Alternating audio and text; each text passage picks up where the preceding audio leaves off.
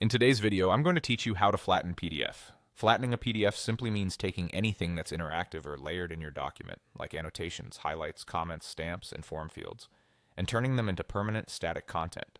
This is useful when you want your file to look the same for everyone, prevent accidental edits, or ensure that printers and older viewers display everything correctly.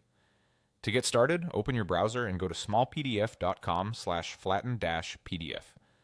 This page is dedicated to flattening, so you won't have to hunt for the right tool. You'll see a clear area where you can bring in your document.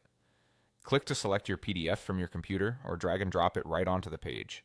If your file is large or contains many images, give it a moment to upload. It's normal for bigger documents to take a little longer.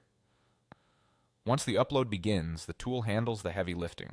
Just wait for it to process. Behind the scenes, it's merging layers, baking in annotations, and converting fillable form fields into non-editable content. In other words, anything that was previously interactive becomes part of the page itself.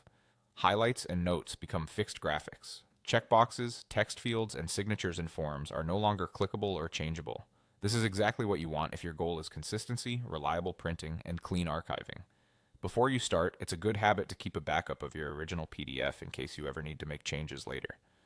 Flattening is intentionally one way. Once those elements are made permanent, you won't be able to edit them as form fields or annotations again. Also, be mindful of privacy and security.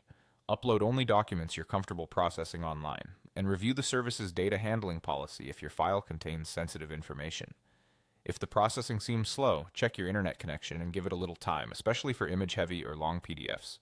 If a browser tab is acting up, refreshing the page or trying a different modern browser can help. File names with unusual characters can occasionally cause hiccups, so keeping names simple is a small but helpful best practice. When the processing finishes, your PDF is flattened. Annotations, form fields, and layers are now permanent. From here, it's ready to be shared, stored, or printed with confidence, knowing that what you see is exactly what others will see. That's all there is to it. Go to smallpdf.com/flatten-pdf, upload your PDF, and wait for it to process. Simple, dependable, and done.